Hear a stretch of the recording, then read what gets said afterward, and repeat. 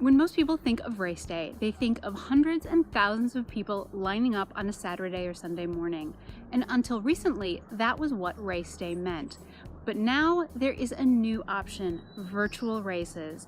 Here's why all runners should consider virtual races, filmed on the run. I love the excitement and enthusiasm of race day when you're doing an in-person race. However, I'm also a dyed-in-the-wool introvert, and I hate crowds. In those first couple miles of a race, when you're all jammed together and you need to jockey for position around people, that makes me so tense. But a virtual race, you get a race, no crowds. It's really nice. Virtual races have no race day parking, no race day crowds, and no race day closures. Logistically speaking, they can be so much easier than in real life races. While some virtual races will have a suggested day you complete the race, for example, Mother's Day races, for the most part, you can do them anytime and anywhere they fit best into your schedule. Many organizations put on virtual races, and they can be found under any theme supporting any cause or around any fandom. So no matter what you enjoy or what you want to support, you can find a virtual race just for you. Since they don't have to deal with permits and insurance and all the other stuff that goes along with race day, virtual races are so much cheaper.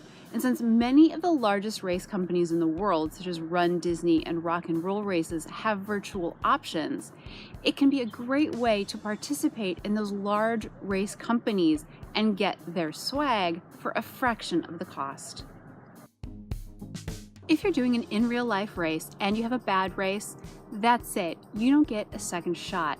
But if you're doing a virtual race and you have a bad race, or you have a cold, or the weather's bad, you can just do the race over. You can do it over and do it over until you get results that you're happy with.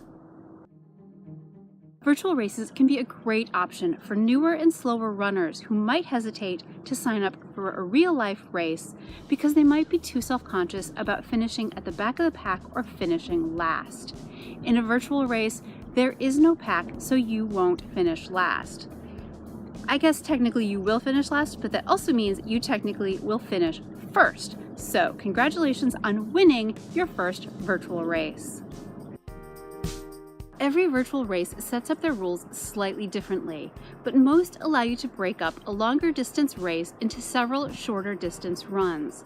This is great, especially if you're a beginner who can't yet run a distance like a half marathon all at once. You can do your half marathon broken up into 3 or 4 shorter runs, boosting your confidence and getting you excited for the time when you can run a half marathon all at once.